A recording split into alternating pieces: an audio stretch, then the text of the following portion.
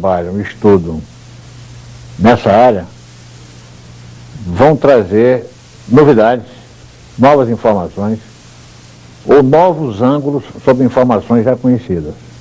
É por isso que está aqui conosco hoje o professor Valdo Vieira. O professor Valdo Vieira é médico, dentista e o homem que trouxe para o Brasil uma posição de pioneirismo no estudo da projeção astral. E ele codificou, dando o nome de uma ciência de ponta, a projeciologia. Ele é o presidente do Instituto Internacional de Projeciologia, ele tem no Rio de Janeiro, e está espalhado pelo Brasil e pelo mundo também. O professor Valdo Vieira é autor de vários livros.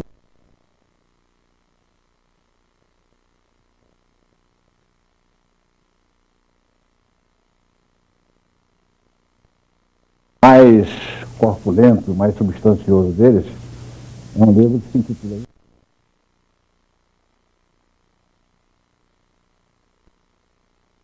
um volume de cerca de 900 páginas. Outros textos. Porém, o professor Valdo Vieira não é um teórico, ele é um homem prático.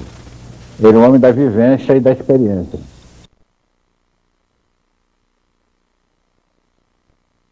Você entendeu o que é o astral?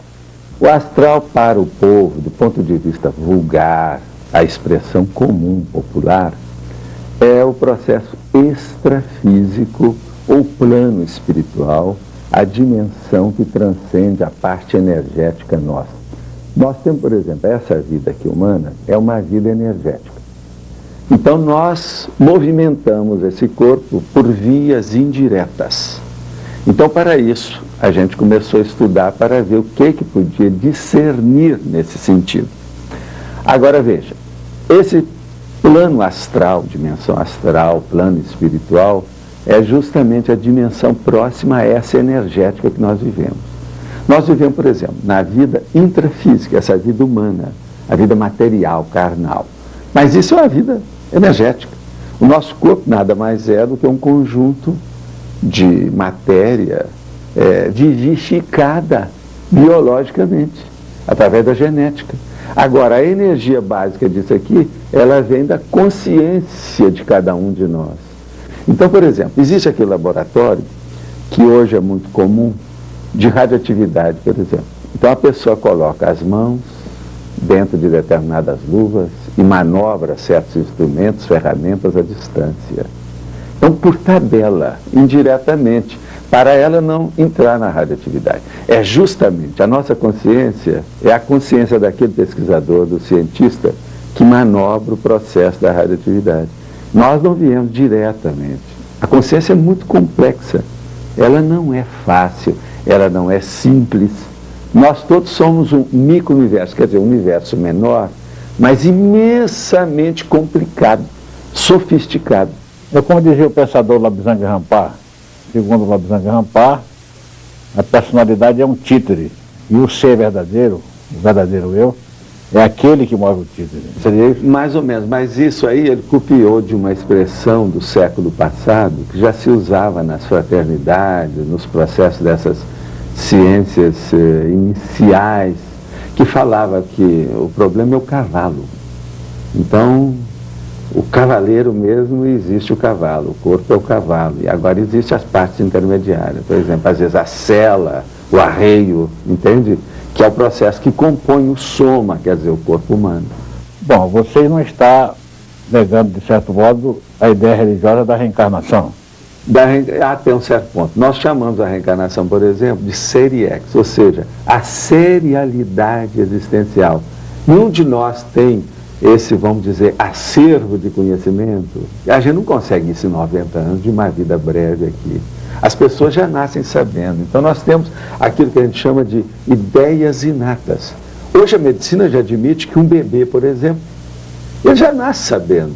E ele se fixa na expressão da face da mãe. Aquilo mostra que há ideias inatas. Todos nós renascemos, veja bem a palavra renascemos, com ideias inatas. Então, veja bem, todos nós somos gênios. Nós calculamos, por exemplo, uma base de 11 inteligências básicas, mas nós temos muito mais do que isso, são dezenas de inteligências. Agora, 11 básicas. Tem várias delas, mas, por exemplo, o que interessa são três. É a inteligência da parte intelectual, que nós chamamos do mental soma, quer dizer, o seu corpo de discernimento. Além da boa vontade e da boa intenção, você tem um discernimento. Então você tem que saber, por exemplo, o que é o melhor do pior, aquilo que é avançado, daquilo que já está ultrapassado, que não interessa mais, que já entrou no bolor. Então veja bem, essa é a inteligência, então, propriamente dita, intelectual.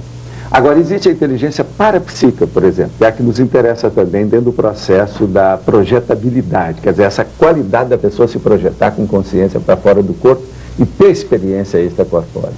Então, veja, o parapsiquismo envolve esses processos que tem todas essas crendices, o surrealismo, a opção de corpo, tem que depurar isso de todas as crenças, a fé, a religião, para nós então chegarmos na clarividência, no processo da parapsicologia, ou o processo, por exemplo, da telecinesia, a distância, esse conhecimento, então, que constitui o parapsiquismo. A projetabilidade lúcida, ou seja, a capacidade da gente sair do corpo com lucidez, pela vontade da gente, está dentro dessa inteligência do parapsiquismo.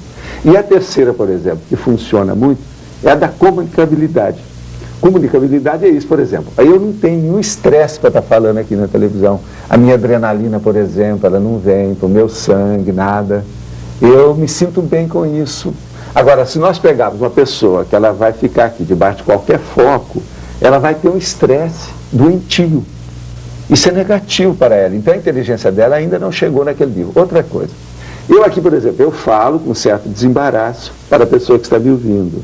Então o meu laringo chakra, que é a base da energia, do holochakra, da energia, que permite a comunicação verbal, oral, ele é desenvolvido também. Esse é o motivo que eu mantenho, por exemplo, essa barba desse tamanho. Por quê?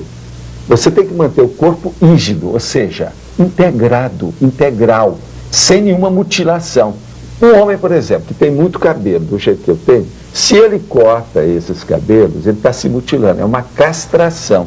Isso vai atingir, no meu processo da barba, por exemplo, o meu cabelo já azulou, foi embora, aqui em cima. Mas não aqui, eu tenho uma barba cheia. Então veja, isso aqui é energia que sustenta a minha comunicação do laringo chakra. Eu às vezes faço debate público de 9 horas em seguida. Então eu não posso estar perdendo a minha voz, é igual o processo do cantor. Entende? Para mim, isso é um instrumento muito sério. Às vezes é muito mais sério que minhas mãos. Entende? Você já fez palestras no astral?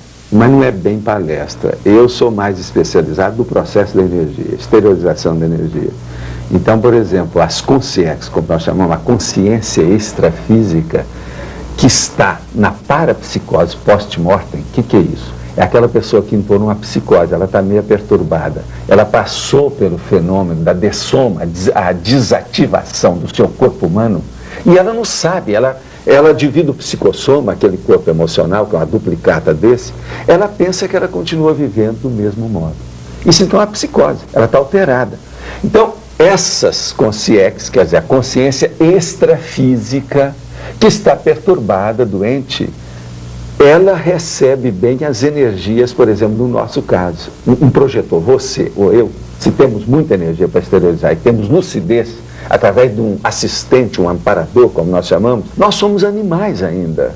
Nós mexemos ainda naquilo que nós chamamos o subcérebro abdominal, que ele está mais no processo do chakra umbilical. Então diz respeito à sua alimentação, ao processo da Kundalini propriamente dito, a pré-Kundalini, a base da energia, e o problema, por exemplo, sexual, e também o processo do umbilical chakra, que leva e se junta vamos dizer assim, o espalhamento, ele espraia a energia para todo o holochakra. Então é muito importante isso, mas uma pessoa que é dominada pelo subcérebro abdominal, ela não tem racionalidade, ela não tem lógica, ela é movida pelo feeling, ela é movida pela crença. É a pessoa visceral, né? É praticamente visceral o tempo todo e abdominal. Você veja bem, muitas coisas ela vegeta. o que é que você chama de holochakra? É o conjunto do holochakra seria aquele nome antigo que eles davam de duplo etérico, que é o corpo energético que nós temos. Então, veja bem, ele não porta a consciência, ele não consegue carregar a consciência quando você sai, mas você projeta a sua energia sem a consciência, entende?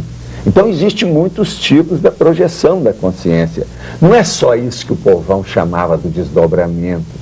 A experiência extracorpórea, ela envolve uma série de requisitos e bases. Então, veja bem, você se projeta apenas os seus pensenes. O que é o pensene? Pensene é o conjunto dos seus pensamentos, dos seus sentimentos e da sua energia consciencial.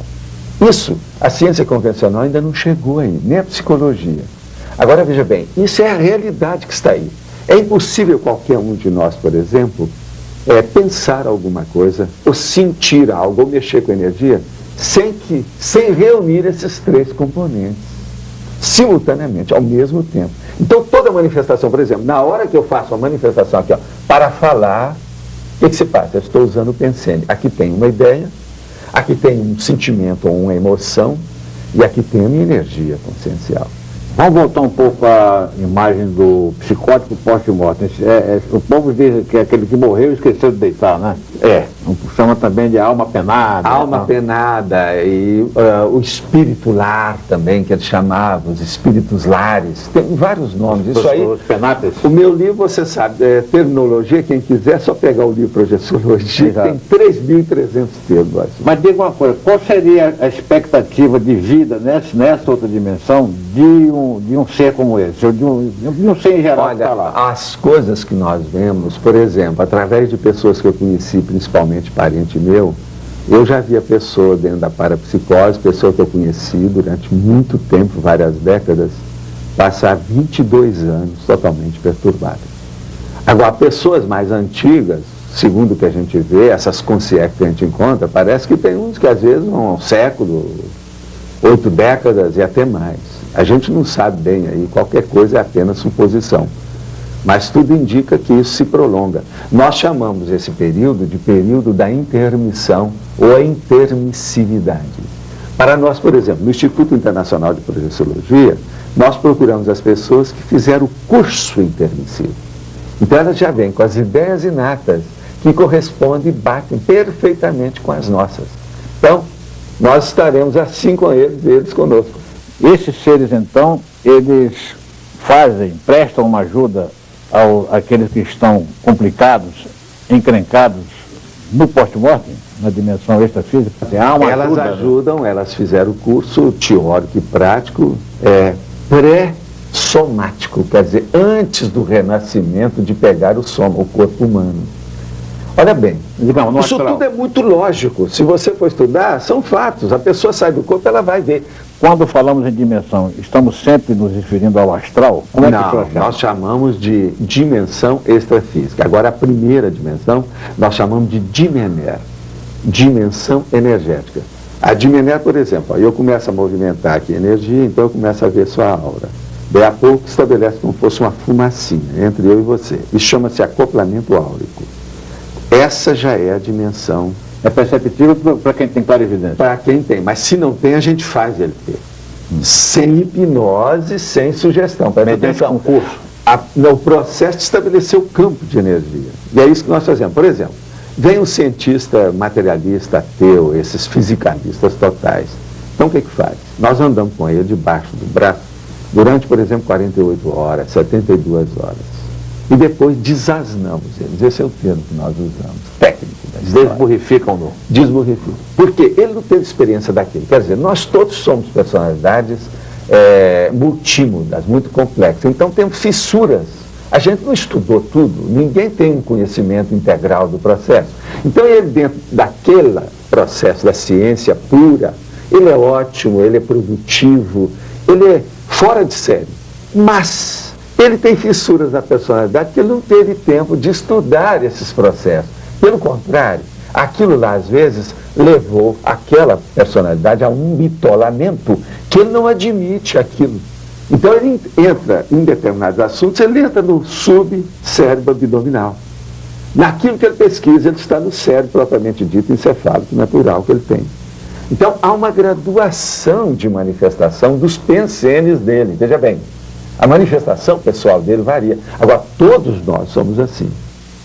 No Instituto de Projeciologia, vocês têm condições de detectar se uma pessoa que chega reúne as condições para vir a ser, depois de fazer a sua passagem, se tornar um psicótico post-mortem? Não, isso nós chamamos de representantes do plano extrafísico. Então nós chamamos dessas dimensões doentias. Então tem os embaixadores. O embaixador, por exemplo, você vai ver aquela pessoa que está fossilizada. São as chamadas múmias ambulantes, os seres semivivos ou semimortos. Há muita gente. E outra coisa, às vezes tem gravata mais bonita do que a minha. Está muito bem, tem mais lustre na careca do que o meu. Entende como é que é? E desce, às vezes, de Rolls Royce, o negócio todo assim, de alto nível. Isso não quer dizer nada. Por quê? A pessoa já está dentro de uma bitola tão sedimentada que ela não admite modificação. Então nós chamamos que são as pessoas neófobas. Neo quer dizer novo. A fobia, o medo da coisa nova. Por exemplo, você vai encontrar muita gente neófoba a respeito da microinformática. A pessoa que tem medo de chegar perto do computador. Então, veja bem, é necessário que ela tenha, ao contrário, a neofilia, que é a renovação constante. Então ela tem que ser amiga da coisa nova, da renovação.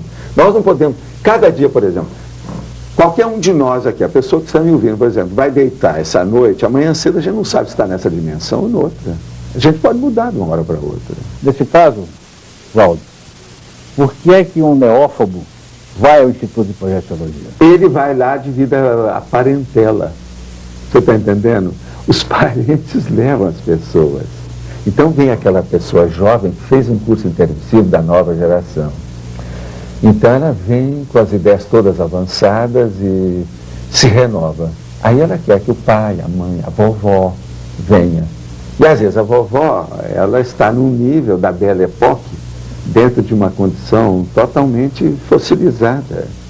Entende? Ela é difícil de sair. Então, veja bem, por que isso é difícil? Nós explicamos isso tudo no Instituto.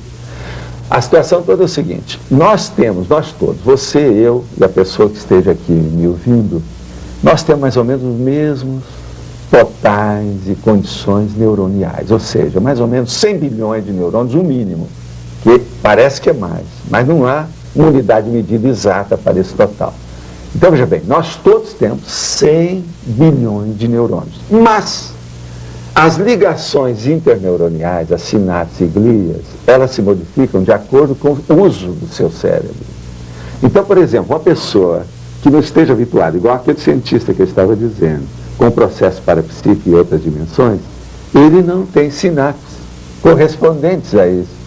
Então ele não vai ter desembaraço, desenvoltura para enfrentar um tema novo desse. Ele tem que criar aquilo. Isso às vezes precisa de meses, às vezes precisa de 3 anos. Depende da condição dele. Então vem aquela pessoa que ela está fossilizada e paradona no tempo dela. Quando chega o Instituto, nós vamos fazer com que aquela pessoa crie a sinapse na cabeça dela por ela. A gente só dá a dica. Você vai fazer isso, o método é esse, a técnica é essa, que funciona para você. O processo é esse. Então, dentro de alguns meses, a pessoa começa a recobrar, dá uma renovação na vida dela. Então, nós chamamos isso de reset. A reciclagem existencial. Ela recicla. Há uma viragem da mesa, entende?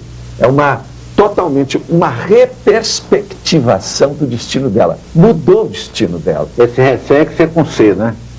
Como é o sexo disso tudo? O sexo tem algum papel na projeção astral, em todo esse universo que você está descrevendo? Ou não tem nada a ver? Demais. É o que mais tem. Por que que tem?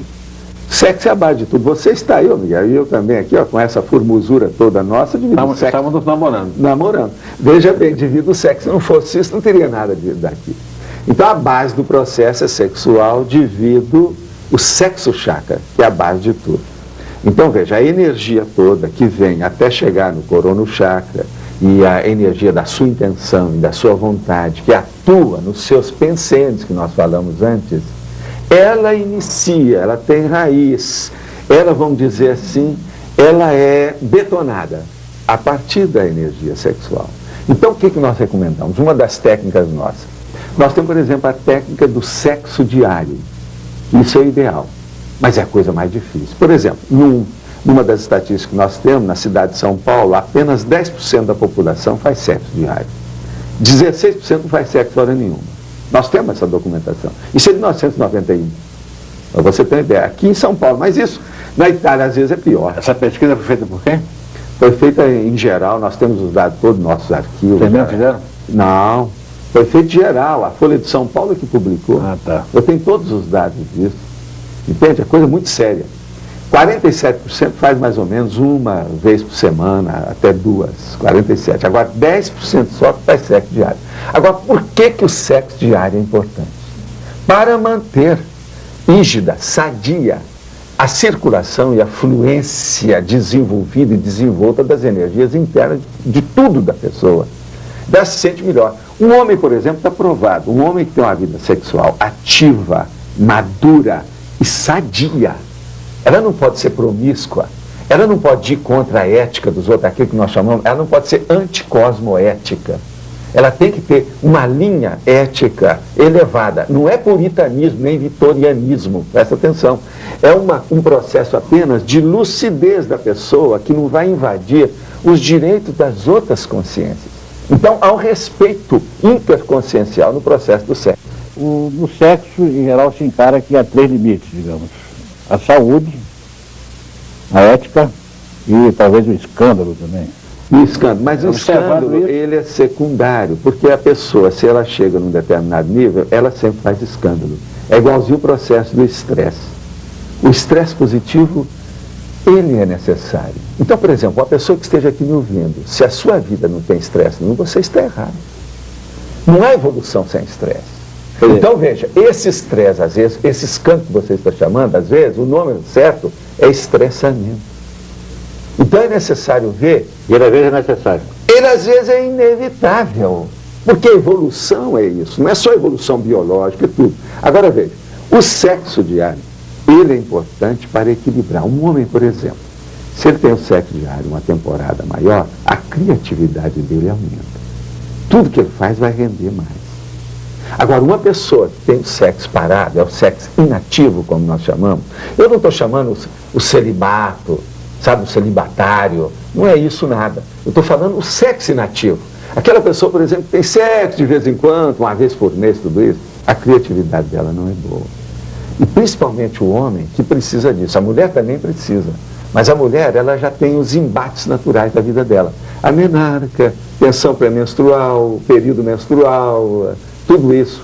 Ela recebe muito mais, vamos dizer, aquilo que antigamente eu chamava os estorcegões da dificuldade, entendeu? Aquelas vicissitudes, o abalo, o trauma do dia a dia. Então a tendência, por exemplo, do homem, quando ele quer criar muito, ele tem que se acalmar e ter aquele relax que o sexo dá.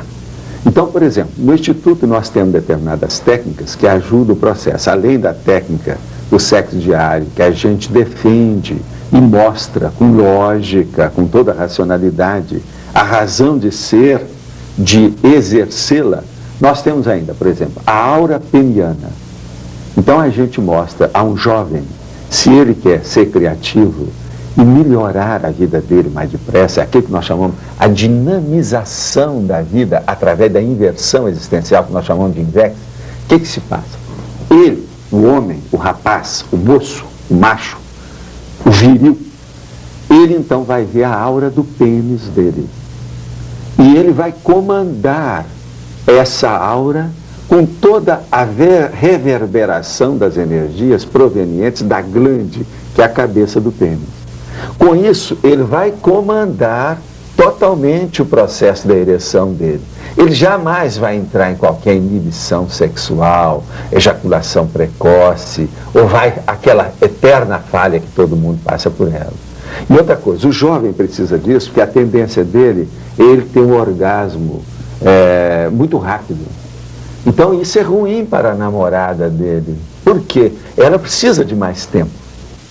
Existiria também a aura vaginal? Existe a aura clitoridiana, mas ela é mais difícil de ver. Agora, para o homem, o que funciona mais é o processo do homem, porque o homem é exuberante dentro do processo sexual. E você tem que lembrar uma coisa, a base da coisa. O sexo real, a pessoa que estiver aí vivendo, deve colocar na cabeça, ver se há racionalidade no que eu digo. Não vai no bico. Eu sou a pessoa aqui, ó, careca, de idade, com essa barba branca. Eu posso estar gagá, totalmente senil, veja bem, esclerosado. Pondera bem o que eu estou falando. Faça a sua experiência, não vai no que eu estou lhe falando. Então veja, a primeira coisa, se você é homem, coloque uma meia luz no seu quarto, fique em cima da cama e faça ereção pela força da sua vontade. E começa a ver no lusco-fusco que você vai ter uma aura em torno do seu pênis. Isso vai mostrar a aura peniana para você. E ninguém vai ficar sabendo que você fez a sua experiência. Se você não é machão demais, também ninguém vai ficar sabendo. Isso vai mexer na sua psicologia. Mas agora veja bem, o que eu quero dizer é o seguinte, a síntese. O verdadeiro órgão sexual não está entre as virilhas do homem ou da mulher. O verdadeiro órgão sexual está entre as nossas orelhas. É o que você pensa, é o que você sente, é o que você quer, a sua intenção, a manifestação da sua vontade, é o seu pensamento. E essa energia sexual ali embaixo, ela é negativa, ela não é a melhor, ela precisa de ser positiva. Por quê?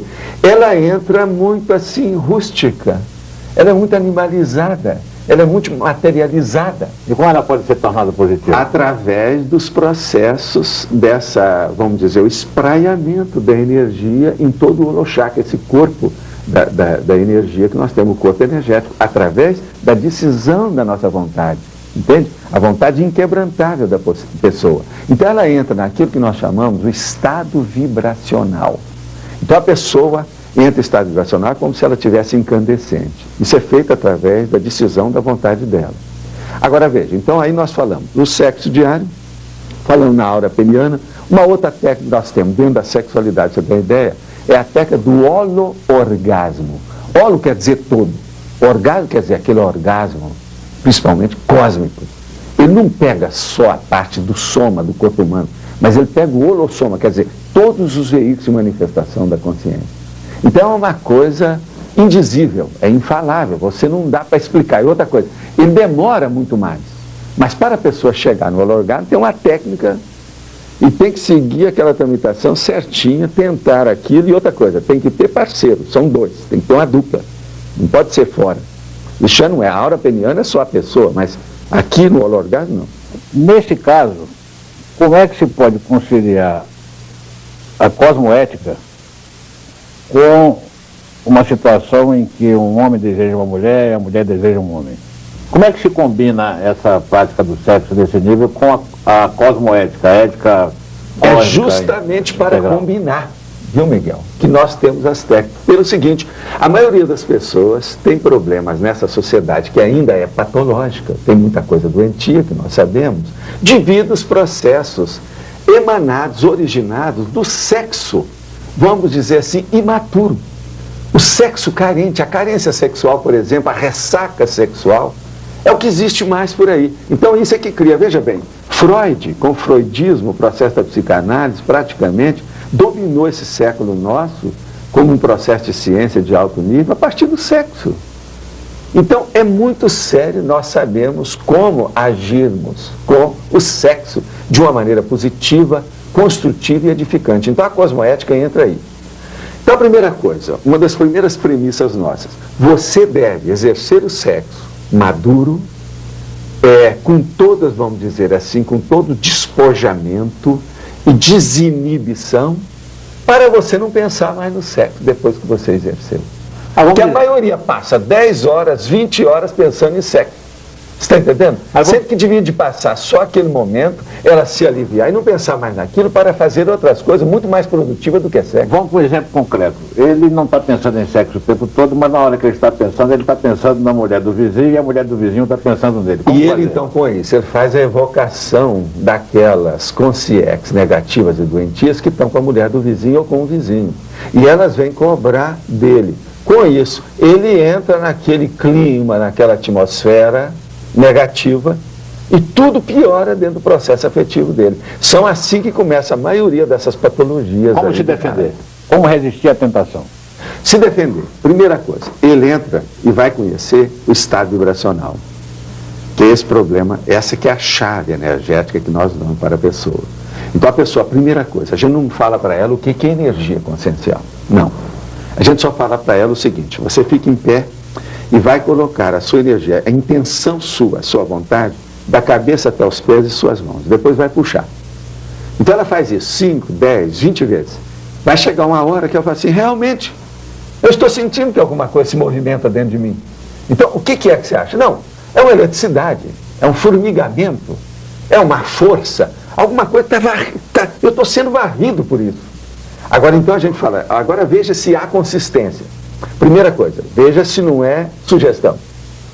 Então ele começa a fazer, até chegar no estado vibracional, que ele é capaz de detonar aquilo com o pé nas costas, a qualquer hora, qualquer ambiente, até pelado, nu, até debaixo do sol, debaixo da chuva, em qualquer situação, uma hora que esteja falando aqui, entende?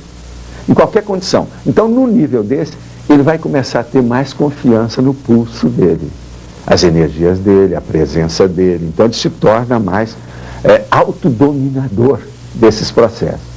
Com isso, ele cresce, tudo melhora na vida dele, porque ele corta os gurus todos, ele não fica na dependência de ninguém mais, ele corta as sacralizações, as idolatrias, as repressões, ele começa a se desreprimir de tudo. Mas a mulher do vizinho ainda está lá. A mulher do vizinho está lá. Ele deseja a mulher do vizinho.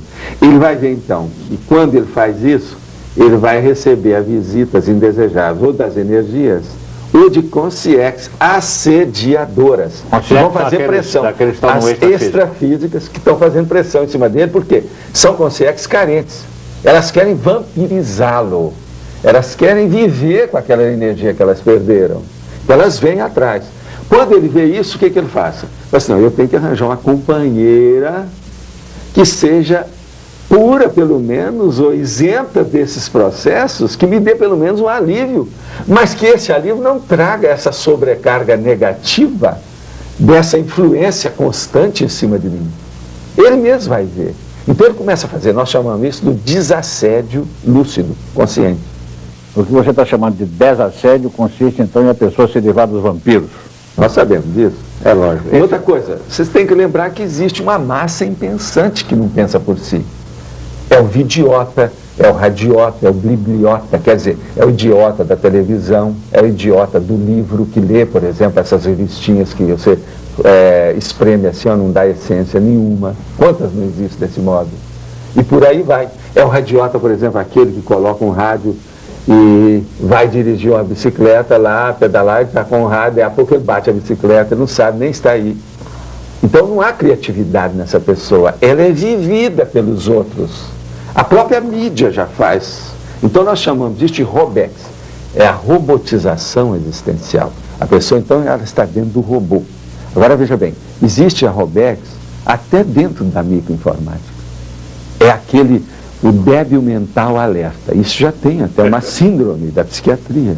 O débil mental alerta é aquela pessoa que é débil, mas ele está alerta o tempo todo. Mas você, para acessá-lo, tem que ser igual no computador.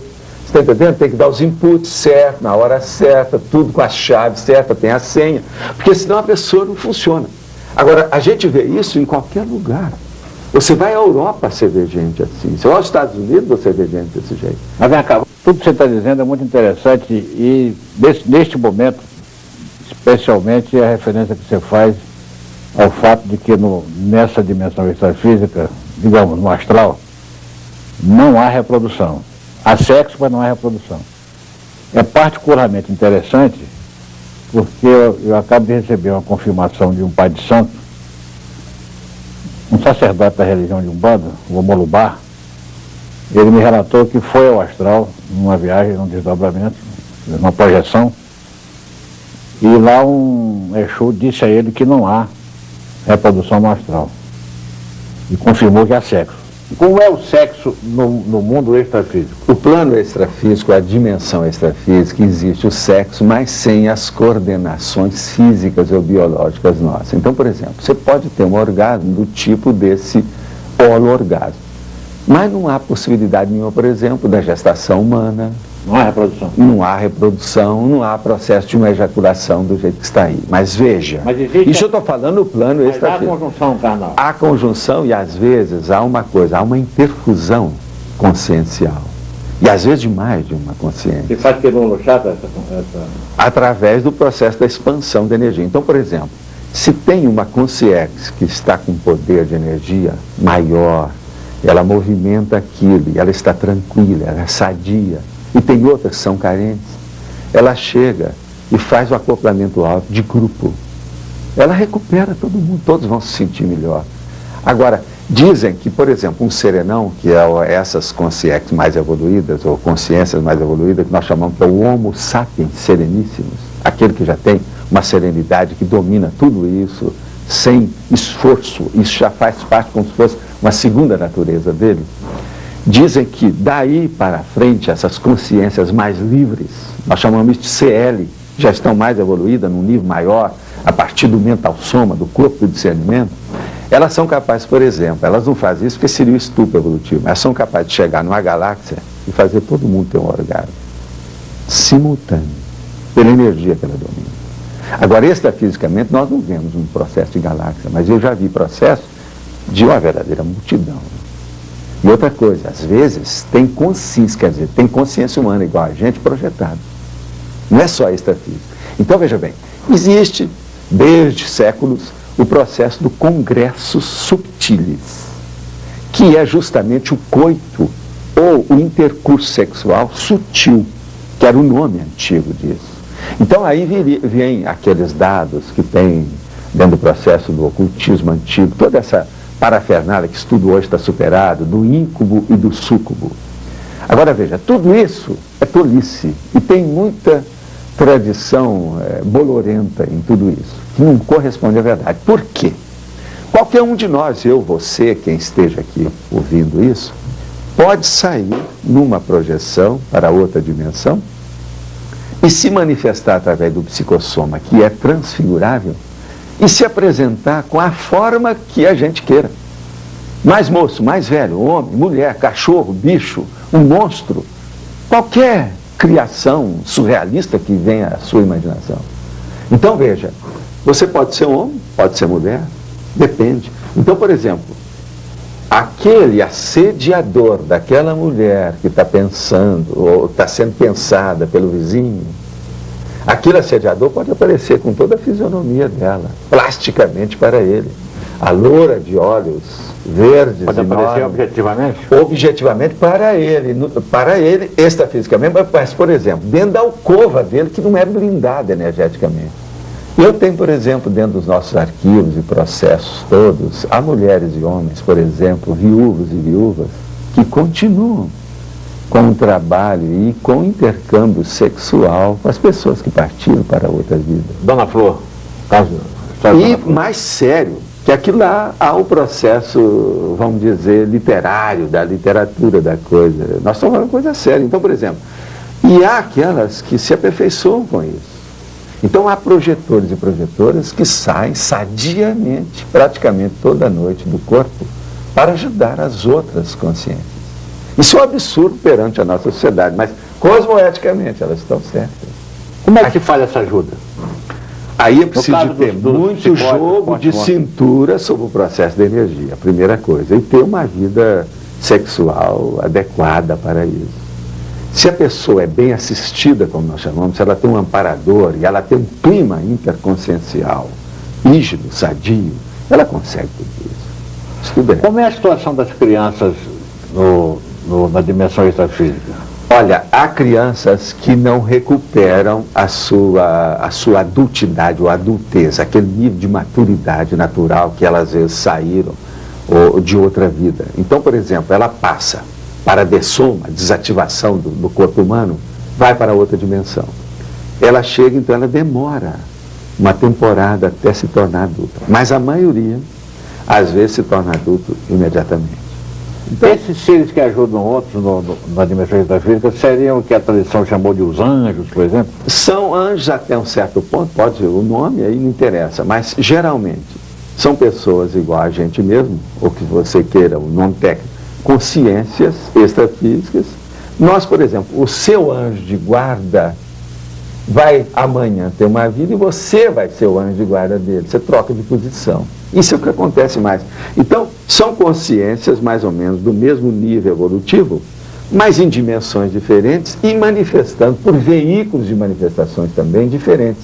Então, por exemplo, é muito diferente o seu amparador, que vai ajudar você através do psicossoma, ou seja, do soma, do corpo, do veículo, que é o emocional. Ele tem muito mais amplitude de manifestação. O acervo de possibilidade deles é muito maior do que o soma dá para a gente. Então ele tem, por exemplo, aquilo que para nós seria uma precognição, o que vai acontecer, ele já tem uma visão de conjunto ampla, ele está vendo o que vai acontecer, devido ao processo da dimensão, entende? Certo. Agora, esses anjos não têm nada, vamos dizer assim, de conotação neles mesmos, do ponto de vista assim, místico ou processo religioso do jeito que tem. Isso aí tudo é criação nossa devido à repressão da nossa própria vida. Então, os arquétipos da própria vida nós criamos, porque nós todos recebemos uma influência de condicionamento enorme, a lavagem cerebral própria do próprio lar, da criação, da escola, da vida profissional, da vida social. Isso é uma lavagem cerebral constante que a gente tem que tirar e priorizar o processo da consciência. Então, por exemplo, no Instituto, nos nossos processos, nós buscamos que a pessoa raciocine por ela e decida que ela deva buscar a sua evolução. Ela tem que dinamizar, agilizar a sua evolução pessoal para ajudar todo mundo que esteja em torno dela. Os entes amados, quem ela gosta, de que modo que ela pode ajudar. Ela melhorando, ela vai melhorar todos. Uma pessoa, por exemplo, um próprio psicoterapeuta, ele ajuda melhor os outros se ele for mais rígido, se ele for mais sadio. Se ele se sentir bem com a vida, ele está bem com a vida, ele vai ajudar muito mais. Entende? O nível. Você conhece, digamos assim, o seu anjo da guarda na dimensão extrafísica? Não, do ponto de vista nosso é mais sério do que isso. Nós dividimos as pessoas e os processos conscienciais em 4 tipos básicos daquilo que a gente vê. Você vai lá frequentemente? Veja bem, primeiro nós somos aquilo que nós chamamos de uma consciência humana, que é um pré-serenão. Nós estamos caminhando para uma serenidade maior, sadia. E segundo, existe aquilo que nós chamamos do desperto. O desperto é o desassediado permanente total. É aquele que não recebe mais influência sem saber que está recebendo. Ele sempre sabe e se defende. Se defende sem atacar. É uma autodefesa energética sadia, positiva, cosmoética. Então veja, aí nós já falamos do pré-serenão, que é o homem e a mulher comum, qualquer pessoa dessa, o gênio, o nobelista, o prêmio Nobel, etc., todos são pré-serenões. Agora tem o desperto, que é aquele que é o desassediado permanente total. Agora terceiro, é aquele que nós chamamos do orientador evolutivo. Então, por exemplo, você pode encontrar até o desperto muita gente que tem esse amparador, que seria o anjo de guarda, o anjo guardião. Mas eles não têm noção do que seja o orientador evolutivo. O orientador evolutivo é aquele que dá orientação, que estabelece diretrizes melhores, que sugere as coisas para o grupo evolutivo dele. Então ele é maior. Então, por exemplo, no caso nosso, na projeciologia, nós procuramos identificar essas coisas todas. Você, como pré-serenão, você vai se transformar num desperto e vai localizar, além do seu amparador ou dos seus amparadores, você tem que localizar e identificar o seu orientador evolutivo. Eu conheço meu orientador evolutivo há várias décadas. Agora, quando ele aparece, eu sei que vai haver uma modificação drástica em alguma coisa da minha vida. Entendeu?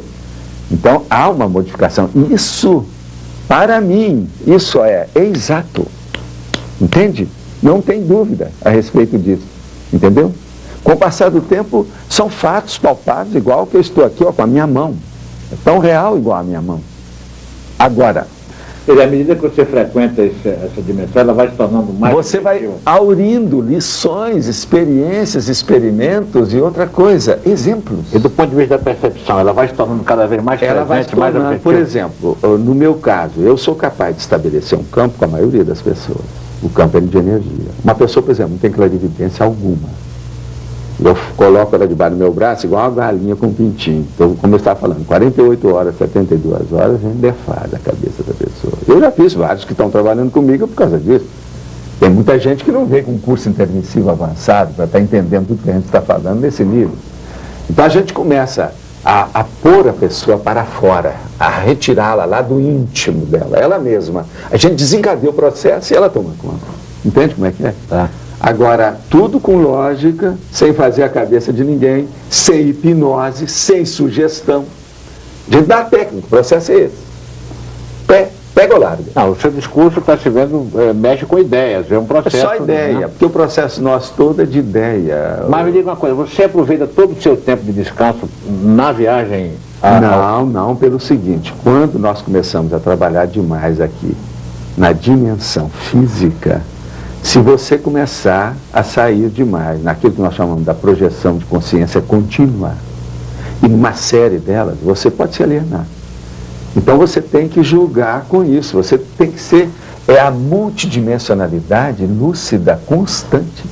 Você tem que julgar com todos esses fatores. Agora veja, outra coisa, você tem 24 horas. O mínimo, por exemplo, eu preciso de dormir quase sempre 4 a 5 horas, não preciso mais do que isso devido à minha própria idade.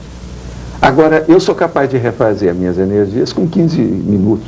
Eu me deito e refaço o processo através do holochakra. A gente sabe desencadear o estado vibracional e alcançar aquilo. Então você é capaz de, vamos dizer assim, fazer uma reciclagem constante da coisa. Mas isso não é bom. Tu vai chegar a um ponto que o seu corpo, o soma, não admite isso. Eu, por exemplo, eu passei por isso. Eu comecei a ver esses processos aos 9 anos de idade. Aos 14 eu já tinha uma noção ampla e já tinha lido centenas de obras sobre em vários idiomas sobre o assunto. E já tinha uma biblioteca pessoal. Pra você ter uma ideia, Miguel, a minha biblioteca hoje, eu não conto isso como farofa nem nada, mas ela tem 52 anos, hoje. Hoje eu estou fazendo uma força para selecionar meu processo e colocá-lo melhor. Eu ainda não consegui levar a informatização para a minha biblioteca. Mas ela, pessoalmente, as milhares de obras que eu tenho são todas anotadas e positivas pela minha mão. Agora, são 50 anos, é meio século, não se joga isso pela janela. Então, veja bem, e essa biblioteca foi um acervo selecionado. São muitos anos que eu me dediquei ao processo. Agora, por quê? O que é que deu isso? Isso aí me levou para aquilo que nós chamamos do mental soma. Então, eu dou muito valor para o processo do discernimento. Boa vontade, boa intenção, todo mundo tem. O que falta é discernimento. Uma pessoa que alcança um nível de discernimento maior, ela vai render mais evolutivamente. Então, isso é mais do que lógico, não tem jeito de atacar esse fato. Agora, a partir disso, então, eu comecei a trabalhar, depois dos 14 anos, e desencadear esse domínio pessoal do processo da energia. Com isso, eu sou capaz de fazer a projeção, pelo menos, de energia a qualquer hora, a qualquer momento. Mas isso não satisfaz, às vezes, aquilo que você quer. Porque, às vezes, o melhor da projeção é você sair de corpo mental, quando for possível, quer dizer, de mental soma, corpo de discernimento, e ir para uma comunidade extrafísica do mesmo nível e ter a comunicabilidade lúcida, com expansão da sua consciência lá. Às vezes você faz. Isso às vezes, mas eu não consigo fazer isso sempre que eu quero, não. A gente escuta muito que no Oriente, por exemplo, essas pessoas entram naquilo que eles chamam de samadhi, o samadhi, o satori e outras coisas mais. Mas isso tudo é pequenininho porque naquele ponto daquela experiência oceânica, como eles dizem, não há uma comunicação interconsciencial. Eu quero ver a pessoa ir lá e ter comunicação com a consciência naquele nível e trazer a experiência, a lição do processo, da experimentação, aqui para a vigília física, sem perder a lucidez. Sem hiato da hipnopompia, hipnagogia ou qualquer coisa nesse sentido. A pessoa vai lucidamente com consciência contínua. Isso é muito difícil. Quer dizer que na dimensão extrafísica há vários níveis, né? Há vários níveis, há várias comunidades, e há uma hierarquia evolutiva. Existe uma sociedade lá, há uma organização. Há organizações o tempo todo. Há produção. Negativas e positivas. Existe uma economia, como é isso lá? Economia de energia, que é o processo energético, que é o verdadeiro dinheiro, é energia nesses níveis nossos. Olha, na área da psiquiatria e da psicologia, há cientistas, pesquisadores, dizendo que realmente alguma coisa ocorre. Há uma projeção, algo que parece uma projeção, uma experiência de quase morte, Mas não seria nada disso, segundo eles, que a projeciologia descreve. Basicamente, isso consistiria em uma alucinação, em suma, provocada por um derramamento de uma reserva de endorfina no cérebro no momento da morte. Essa química produziria imagens e situações que poderiam ser tomadas como reais pela pessoa que de fato não morresse e voltasse à consciência, né, depois de estar muito perto da morte. Então não haveria de fato uma outra dimensão, não haveria uma dimensão extrafísica.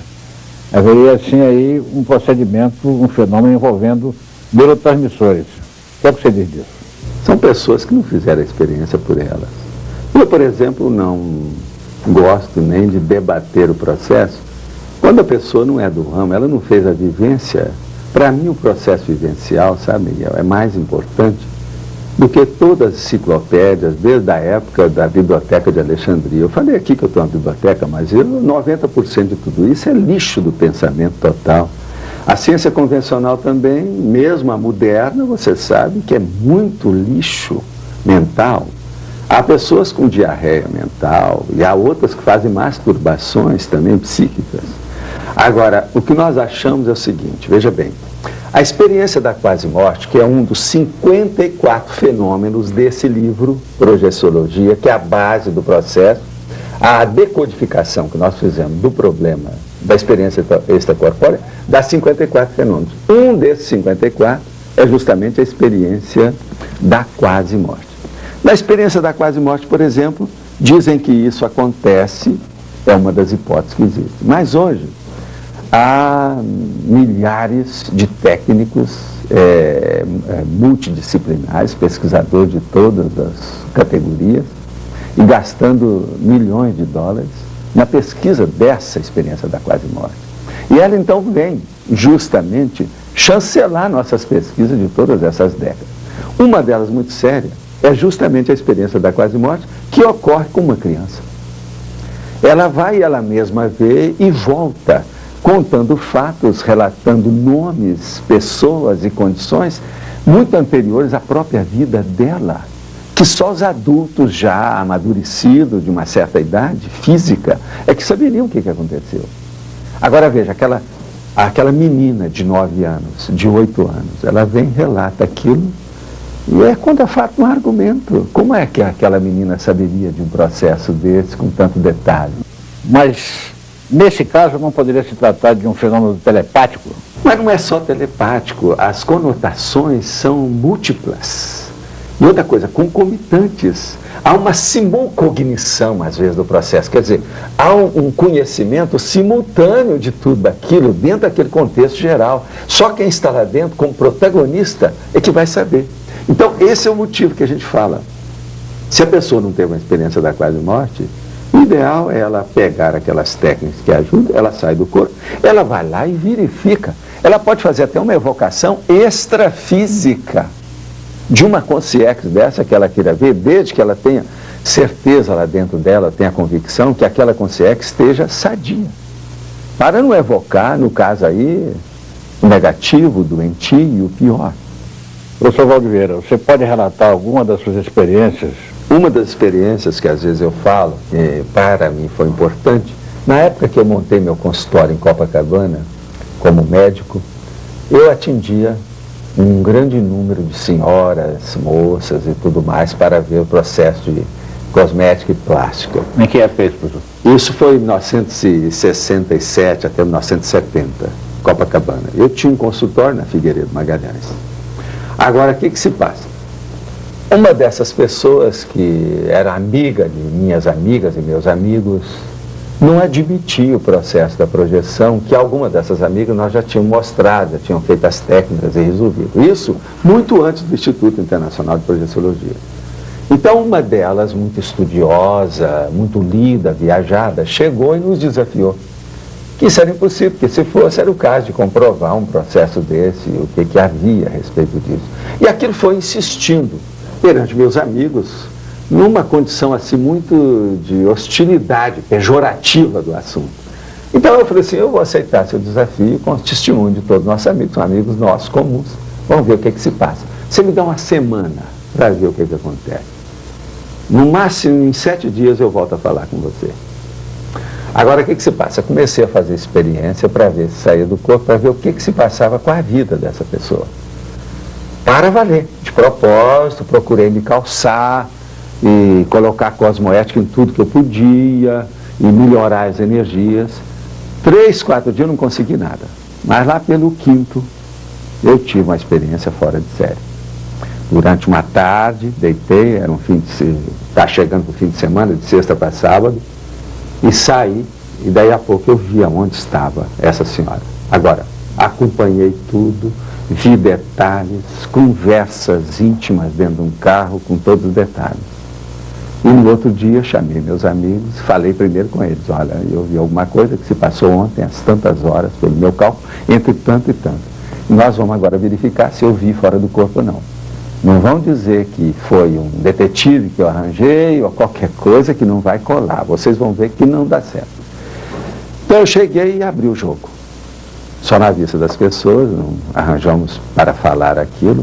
Comecei a falar com calma, falei assim, olha, você saiu, encontrou com uma pessoa dentro do carro só vocês dois, vocês conversaram sobre isso, depois vocês foram para um lugar assim, o carro era mais ou menos esse, a cor era essa, entraram no motel, dentro do motel que vocês haviam acabado de chegar, não teve uma sala, vocês tiveram que passar para outro quarto que não era aquele, de modo que isso elimina completamente que eu estivesse já colocando detetive atrás ou qualquer coisa naquilo.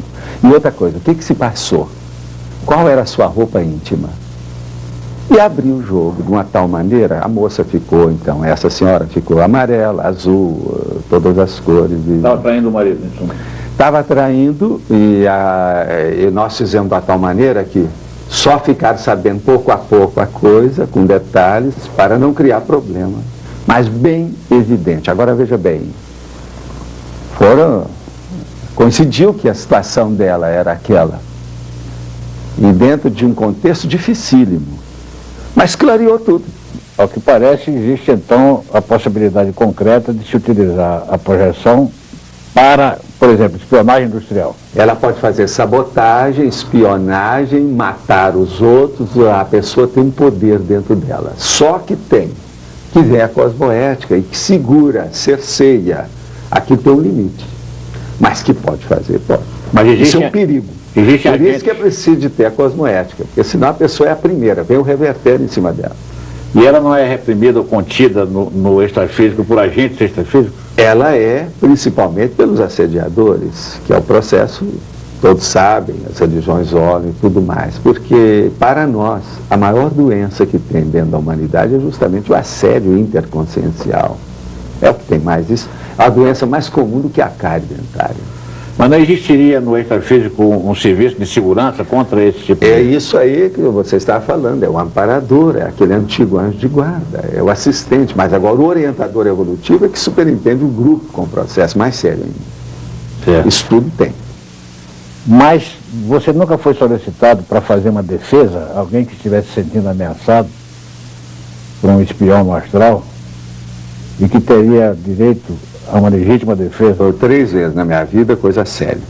Uma delas era de base no Brasil, agora uma outra era internacional, eu não entrei em nada. Agora teve uma outra muito pitoresca e curiosa, eu mesmo fiquei curioso, mas depois a gente desistiu, de ambos os lados. Eles queriam que eu encontrasse com um inventor, cuja invenção, eles estavam procurando já há mais de 2 décadas, a saber como é que aqueles aparelhos funcionavam, porque ele morreu de repente e ninguém ficou sabendo como funcionava. E aqui tem muito interesse do ponto de vista da física, meteorologia e outras coisas mais. Então me deram todos os nomes com o processo todo e ele tinha um filho. Inventor brasileiro? Não, fora daqui. Então ele tinha um filho, então eu tinha feito uma proposta. Olha, eu posso entrar no processo desde que eu possa fazer o rapport e eu me afinizar com as coisas que ele deixou na vida. Primeira coisa, eu quero ter contato com o filho que ele deixou na vida. E depois, com os aparelhos, para nós vermos o que acontece. Agora, depois disso, entrou areia no processo, tive um problema de dinheiro, de interesses de certas firmas lá com problemas. Eles não queriam que esses caminhados. De modo que eu também não toquei mais no assunto, ficou por isso. Agora eu sei quem é, não quis fazer a pesquisa por mim, porque muitos já tentaram, muitos já entraram, paranormais, etc. E até hoje há coisa ainda obscura. Mas não seria cosmoético, talvez, se vocês fossem solicitados a fazer uma defesa? É cosmoético. Alguém que sentisse. Aqui. A sua intenção que você está falando, aquilo que eu desejo, tudo é cosmoético. Mas a hora que você vai mexer no contexto, você vê que é um vespeiro. Tem coisa muito séria atrás disso. Então a gente começa a descobrir o negócio antes de você chegar. Atrás dos bastidores, você já começa a ver o que...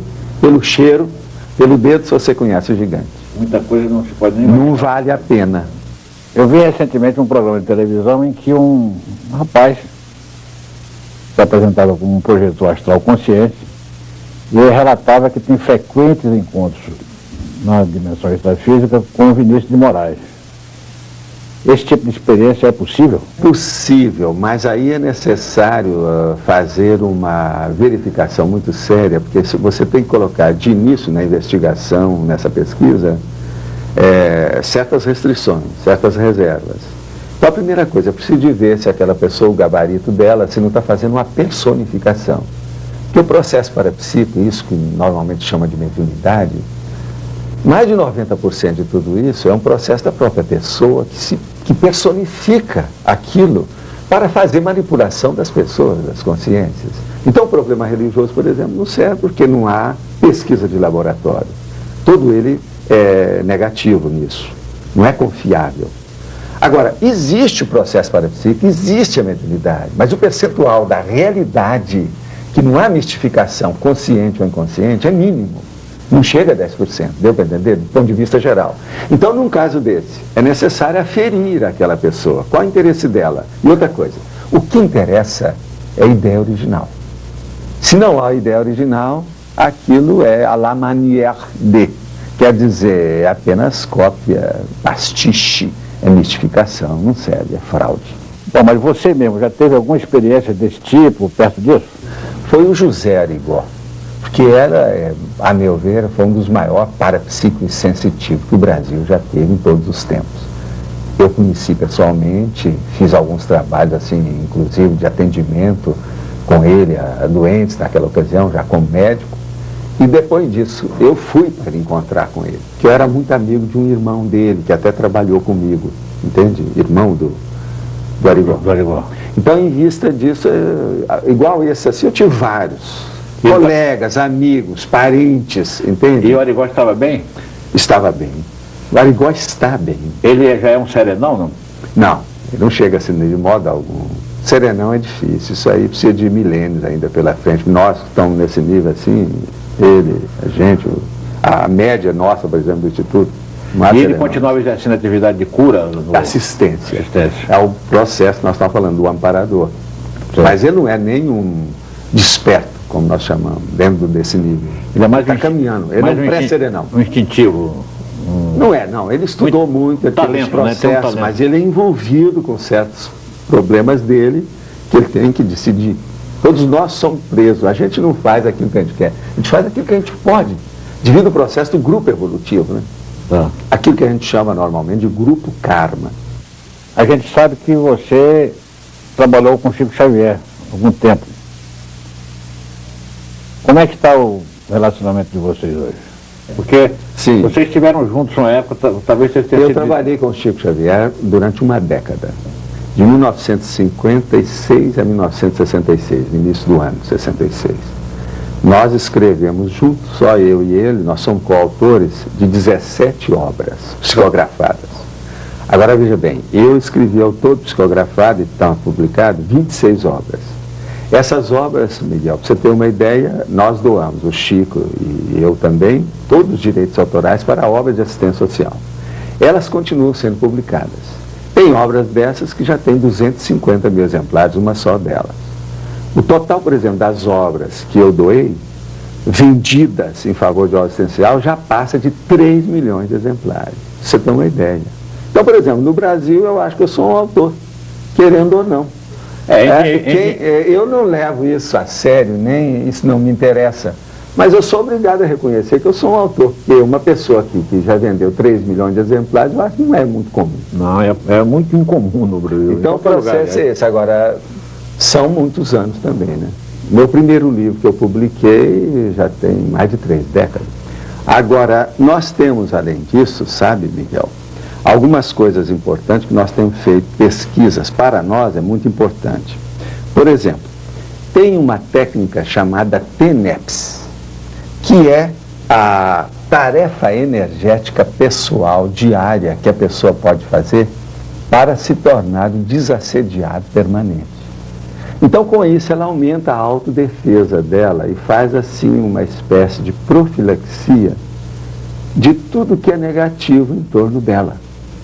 Então, essa tarefa, a gente expõe o processo, mostra como é, dá detalhes e acompanha a pessoa. Mas é assim, se você pega 100 pessoas que se predispõem a fazer, quase sempre só 2 ou 3 que têm gabarito para chegar até lá. Iguais a essa técnica, nós temos várias que são verdadeiros desafios. A pessoa se vê no limite dela. Não, olha, o meu limite eu vou até aqui, agora eu quero alcançar até lá. Então isso é que nós chamamos do conscienciograma, que é a análise e avaliação evolutiva da consciência de uma maneira detalhista. Pode ter uma autoavaliação por ela mesma, uma heteroavaliação por outras pessoas ou um grupo de pessoas. Agora, além disso, nós hoje apresentamos o chamado mega paradigma cosmoético, que é a teoria líder, quer dizer, qual é aquela diretriz básica das nossas pesquisas. Do jeito que a ciência convencional, por exemplo, ela tem no fisicalismo newtoniano, cartesiano, aquela teoria líder. É o paradigma da ciência convencional. Mas agora, para nós, o paradigma mesmo, a base é assentada na própria consciência. E essa consciência, ela tem um processo de cosmoética. Porque a ciência comum, normal aí, ela é amoral.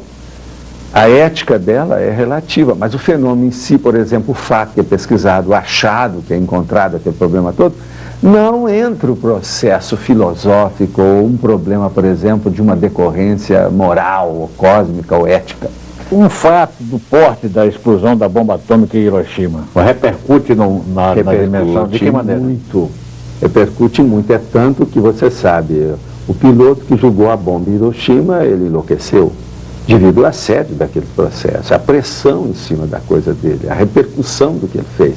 Olha, o piloto, ele terá continuado louco Isso eu não sei, que a gente não verificou. Agora, o fato é fato, todo mundo sabe. Agora, eu, por exemplo, estive no Japão para ver essas coisas de perto, para ver o processo de energia. Eu fiz, inclusive, curso lá.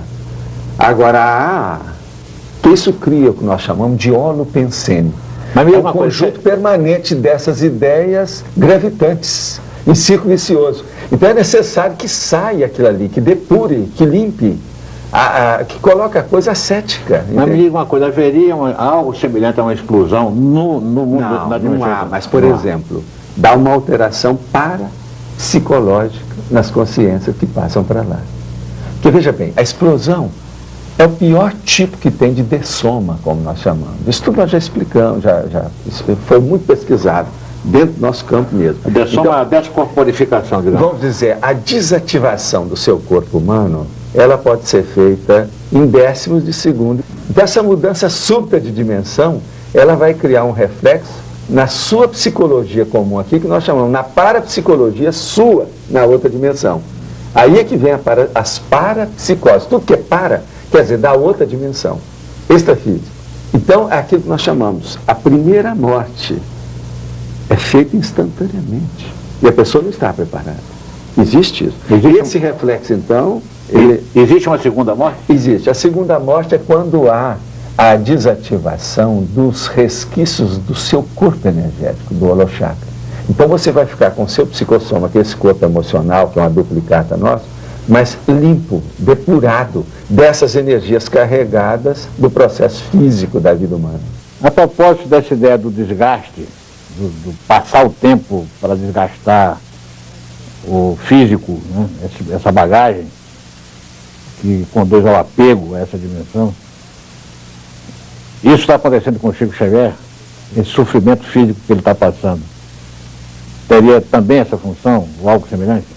Até um certo ponto, mas não. O Chico, ele é um completista, como nós chamamos. Ele está completando a ProEx dele, a programação existencial dele, ela é cumprida regiamente correta. Você não tem mais contato com ele? Não tem, mas, por exemplo, ele hoje... Por que você não tem mais contato? Não tem, porque é outra linha. Ele está dentro de uma religião. Nós achamos que a religião é um curso pré-maternal.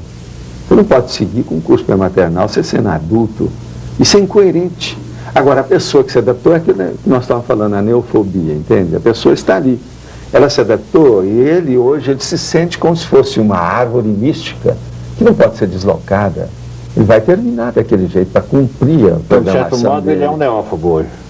Até um certo ponto, sim. Ele é neófobo da ciência. Por quê? Ele é cristólatra. Uma pessoa que tem uma idolatria, ela ainda não tem uma hiperacuidade avançada. Nós hoje estudamos os cons. O que vem a ser cons? Cons é a expressão do início da palavra consciência. Então, a consciencialidade é a lucidez. Então, nós achamos o seguinte, uma pessoa, ela antes de pegar o seu corpo humano, quer dizer, aquela consciex, que ela tem expansão da consciência, vamos supor que ela tenha 1000 unidades de lucidez, da consciência expandida dela. Na hora que ela vem no funil desse restringimento físico do renascimento, através de uma ferramenta dessa, a consciência então se reduz, ela é coartada, ela entra dentro de um afunilamento. Então aqueles cons ela perde e ela vai começando a recuperar. A infância, a juventude, o período do adulto, da maturidade é para alcançar isso. Mas geralmente a pessoa que o normal, ela alcança no máximo 75% da realidade dela, mesmo quando é um nobelista, uma pessoa que estudou muito. Então, por exemplo, no Instituto nós estamos tentando ver se aumentamos esse nível de cons das pessoas. Então o nível da hiperacuidade dela melhora. Agora você pode perguntar, mas por que você sabe que ela é mais do que aquilo? Sim, nós todos somos gênios, nós todos temos talentos. O processo é desenvolver esses talentos, essas muitas inteligências como nós estamos falando. Agora, o que se passa? A pessoa vem e não consegue desenvolver tudo isso. Agora, ela sabe que ela tem mais talento. De que modo? Ela sai do corpo, tem a expansão da consciência, ela vai ver. Aquela memória dela, que nós chamamos da holomemória, aquela memória integral, multimilenar, multiveicular, entende? Multiexistencial, são de muitas vidas que ela teve. Por isso que tem a série X. Agora, ela mesma comprova para si mesma, não precisa de nenhuma terapia de vidas passadas, qualquer coisa nesse sentido. Ela vai ver o processo eliminando o intermediário, por ela, diretamente. Se fala muito numa experiência que foi feita num programa de televisão. Eu não vi, mas várias pessoas que viram me relataram e um repórter colocou num recinto, numa sala, um certo objeto, e os projetores ficaram numa outra sala e aceitaram o desafio de, indo lá extrafisicamente, identificar que o objeto tinha sido colocado ali. E segundo me relataram, parece que a experiência foi um fracasso, que nenhum dos projetores teve condições de dizer o que é que o repórter tinha colocado lá na outra sala. Isso foi assim mesmo? Deixa eu explicar para você. Ela não foi um fracasso. Você tem que ver o seguinte, não houve nenhuma preparação para aquilo, nenhuma otimização para o processo. A American Society for Psychic Research, essa aqui, desse journal que nós estávamos falando, eles fizeram uma experiência dessa que foi endereçada praticamente para os Estados Unidos inteiro, Estados Unidos da América. Agora, no meio daqueles projetores, foram centenas, cada um na sua casa, para entrar no laboratório e descobrir, dentro de um device daquele, um dispositivo especial daquele mecanismo, o que tinha lá dentro daquela caixa, e dificílimo de ver. Não dava para ver normalmente. Agora, 3 daquelas pessoas conseguiram ver nos Estados Unidos, depois de meses de preparo, no dia tudo especializado. Agora no Instituto não, foi feito em cima da perna, em minutos. Se pegou a laço a pessoa para fazer o processo. Entende? Outra coisa, não havia preparação de nada. No próprio processo lá, pessoal, você descansa aí agora e sai aí e vê o que quer que você pode. Outra coisa, um desses que fizeram a projeção não foi bem assim não. Ele até que falou bem perto da realidade o que era que foi mostrado. Entende? Não chegou a dar o que era, qual é o aparelho, mas ele a especificação que ele deu correspondia exatamente ao objeto. Mas por que vocês aceitaram esse desafio assim de repente? Nós aceitamos qualquer um, tudo é pesquisa. Não existe aqui. Nós não queremos convencer ninguém, mas nós queremos fazer pesquisa. Para a pessoa se convencer pela experiência dela, o que interessa para nós é a vivência. O desafio nosso, você sabe, você chega lá no Instituto, a primeira frase que tem lá você ainda não viu, mas é assim: não acredite em nada, nem em ninguém que fale para você ou explique qualquer coisa aqui no Instituto. Experimente, tenha a sua vivência pessoal. Por quê? De lavagem cerebral, você sabe, chega, a sociedade nossa é patológica, nós já temos lavagem cerebral todo dia, então o processo aqui é fazer a pessoa pensar por ela, vivenciar o processo, ela vai se convencer, porque esses fenômenos, eles são autopersuasivos, eles convencem o praticante dele, não tem jeito. É o seguinte, Miguel, as pessoas às vezes têm problema, não é de se projetar, é de deixar de se projetar. Por quê? Elas arranjam assédio, fizeram alguma tolice muito grande, desviaram o processo, não cumpriram bem a PROEX, a programação existencial, foram anticosmoética dentro do processo, cometeram pecadilhos mentais acumulados. O que se passa? Ela sai do corpo com lucidez, os assediadores estão todos lá. Então ela quer evitar, porque ela não se sente bem indo para outra dimensão. E é impossível. Todas as pessoas vão para outra dimensão, porque isso é igual respiração, é igual dormir, igual ter sono. É um estado alterado da consciência que sempre existiu desde que o homem é homem, que a mulher é mulher. E é impossível deixar, as pessoas não deixam de dormir. Se vão dormir, quase sempre há o repouso do físico, com um processo qualquer, a consciência ela não para. Nós não precisamos de passar por essa paracomatose extrafísica. Muitos passam, e você sabe, praticamente 1/3 da vida comum aqui é perdido com isso. O corpo humano precisa de dormir, a consciência não precisa. E a pessoa chega lá e fica naquele estado de coma. Nós chamamos isso de paracomatose existencial. É. Então não precisa. Agora, o que nós estamos tentando é recuperar esse processo. Agora, hoje a ciência já sabe disso. Por exemplo, o ideal para nós que fazemos pesquisa seria trabalhar 3 horas, dormir 15, 20 minutos, depois trabalhar mais 3 horas e assim. Nada de estar dormindo 8 horas em seguida. Isso é que seria o ideal para todo mundo. Então, é o que a gente também procura fazer dentro do processo da projeção. Mas isso, você sabe, pela vida moderna, os processos todas as vezes é muito difícil. Certas pessoas não têm um gabarito, o contexto dela não permite isso. Outra coisa também que seria bom a gente dizer, que a gente tocou aqui sobre o problema da afetividade e sexo, é que nós examinamos também a condição do casal incompleto, que é um dos processos mais sérios também dessa sociedade. O casal incompleto é o seguinte: nós falamos que existe um pré-casal, que é aquela pessoa que apenas faz a paquera ou dá uma cantada na outra. Isso é o pré-casal. Existe o casal íntimo, que é aquele que vai para a cama e tem relações mesmo afetivas e sexuais. Agora, o casal incompleto é aquele que a pessoa, às vezes, trabalha numa repartição 10, 15, 20 anos, aí 2 décadas com a pessoa e nunca houve nenhum relacionamento de processo mais íntimo. Então, esse casal incompleto, quase sempre, nós todos temos o maior número, nós compomos o maior número desses casais.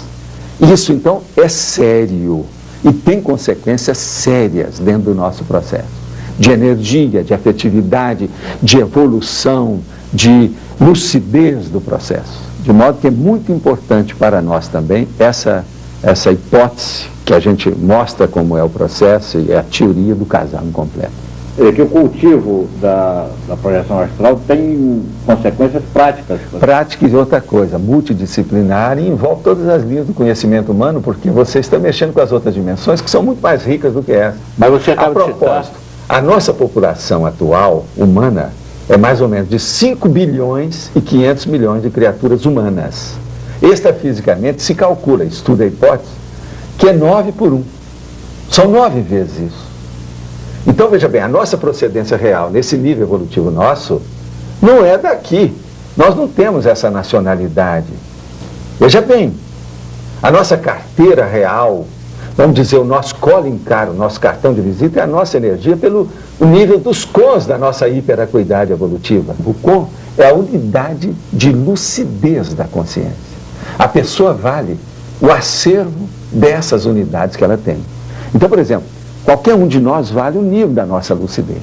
Isso é que é a hiperacuidade, a agudez do nosso discernimento. Então todas as linhas de conhecimento humano têm seus valores, mas existem umas melhores do que outras. Mas agora, repercute na profissão, repercute em tudo, no em relacionamento doméstico. todo o contexto da vida da pessoa, inevitavelmente. E as pessoas se sentem com maior autodomínio consciencial, se sentem melhores, elas aumentam a maturidade, que nós chamamos que ela alcança um nível de holomaturidade. Então, com isso, ela se sente isso que nós todos procuramos, a felicidade, quer dizer, um bem-estar maior, uma vida mais confortável, com todas as agruras, vicissitudes, dificuldades que a vida humana apresenta. Mas é muito melhor. Esse é o motivo da vantagem. O objetivo nosso é esse, melhorar a pessoa humana também. Gostaria de falar um pouco sobre tanatologia, mas vou lhe dizer como. Voltando ao tema da morte como um terror, que a nossa cultura fez da morte um monumento. É a tanatofobia. Exatamente. Como é que a projeciologia, a projeção astral Liquida com isso. Liquida com isso? Tem muitas fobias que a projeção consciente liquida. E liquida mesmo, elimina. Por quê? Uma pessoa, por exemplo, está deitada na cama. Ela sai com lucidez e vê que o corpo dela continua deitado na cama. Então ela vê, mas aonde? Onde eu estou? Como? Então ela vai olhar e ela vai ver que ela tem umas paramãos que parecem com aquele corpo que está lá, praticamente igual, duplicado. Então ela vai olhar e ver. Pela primeira vez ela vai ver na frente ela mesma, sem ser no espelho, sem ser de filme. Então ela nota, isso é o fenômeno da autobilocação. É um dos 54 fenômenos que a experiência extracorpórea permite. Naquela situação ela fala assim, mas como? Aonde eu estou? Então ela vê que ela está flutuando dentro de um outro veículo de manifestação. Veículo que tem determinadas características diferentes do corpo humano. Ela vê onde ela está. Dali ela sai, por exemplo, ela vai até a cozinha, ela tenta abrir a geladeira, a paramão dela passa pela porta da geladeira, não entra. Ela quer pegar um copo de leite, ela não consegue. Então ela vê, não, eu estou em outra dimensão. Se eu tenho isso aqui, quando aquele corpo lá desativar, ele agora está dormindo. Mas na hora que ele desintegrar, eu devo ficar com esse. Então ninguém morre. Acabou a morte. Então, com isso, a pessoa tem a experiência, Miguel, definitiva. Ela não tem mais medo da morte. É tanto que certos projetores, principalmente aqueles que têm, assim, certas projeções de impacto, eles podem se tornar o projetor babaca, deslumbrado.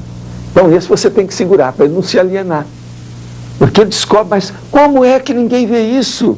A sociedade é cega. Todos esses milênios de vida humana, por que é que isso foi colocado para escanteio, no acostamento da própria evolução da pessoa? Então, quando ela descobre, ela não quer perder tempo. Então, é preciso sossegar a pessoa, com calma, acalmá-la, falar assim, olha, o projetor deslumbrado é o pior projetor que tem. Ele tem que cair em si, ele tem que ter discernimento, ele tem que ponderar. E intrafísico aqui também. Porque qualquer hora, se ele começar a falar só naquilo, ele se fanatiza. E o fanatismo é a pior coisa que tem na sociedade. Mas diga uma coisa, não existe a morte, então, numa dimensão extrafísica? O que ocorre com esse ser? A sua consciência é imatável e inassassinável. Entende? Usando bem os termos moderninhos do Brasil. De modo que você não vai fugir de você. Uma das piores coisas que tem, que é um dos maiores enganos, frustrações, é justamente o suicídio. O autossídio não leva a nada. Então, uma pessoa que fez um suicídio, por exemplo, se ela teve consciência absoluta daquilo, sem nenhum, veja bem, atenuante, que a maioria dos suicidas tem. Tem suicida que às vezes nem teve culpa de tudo, porque ele estava com tanto processo em torno dele, há tanto atenuante, que são muito em maior número do que os agravantes, entende? Mas então veja, o suicida, a maior decepção que a pessoa pode ter, a frustração maior que pode ter, porque não dá para acabar com a própria pessoa. Acabar com a matéria, isso é temporário, a pessoa vai voltar, ela vai adquirir mais matéria, um outro corpo vem, não tem saída. O suicida tende a se tornar um psicótico pós-morte? Quase sempre. E outra coisa, ele tem uma tendência de fazer movimentos rápidos, que vai de um lado para o outro, devido às vampirizações que ele recebe. Agora, se ele passou por períodos difíceis, se tem uma ficha boa de trabalho, isso tudo é atenuante. Aquilo abrevia. Mas a tendência dele, quase sempre, é ter um renascimento intrafísico imediato. Que não demore tanto, entende? Abaixo da média. Isso é que nós chamamos que é o ciclo pluriexistencial, ou multiexistencial. Ciclo. Então, aquele ciclo que cada um de nós tem. Por exemplo, você está tendo corpos humanos nessa sua vida intrafísica de quanto em quanto tempo? De 40 em 40 anos, 50 em 50, de 100 em 100, de século em século, como é que é? Isso é a então, série isso é o X, né? ciclo. É a série X. É a série X. Isso existe. Então, quer dizer, a vida da consciência humana se passa ciclicamente em dois planos, basicamente. Dois planos, não, vários planos, porque a pessoa, as dimensões são variadas. Sim, esquematicamente. Mas, esquematicamente, basicamente, de uma maneira elementar, são dois. Um plano que nós chamamos de físico. Intrafísico e o outro que a gente chama de extrafísico. O extrafísico é um físico, que a gente poderia falar, só que tem aperfeiçoado, sofisticado, dentro de um nível mais avançado. Os antigos chamavam tudo de corpos, né? Corpo etérico, corpo anímico, tudo é corpo, Isso. né? Tudo é físico, afinal, né? Diferente até um nível. certo ponto. É. Tem sua razão. Agora, existe um nível que isso já não corresponde mais, é o que nós chamamos da consciência livre, porque ela está de mental soma. O mental soma é uma coisa difícil para você falar, entende? Aquilo que a gente fala, é o indizível. Nós não temos parâmetro aqui muito correto para chegar nisso. Quando você tem expansão da consciência, você já passa por isso. Então nós chamamos que a pessoa, num caso desse, ela entra dentro do consciência, que é a linguagem da consciência, além dos processos, dos esquemas, dos estrutos, dos símbolos.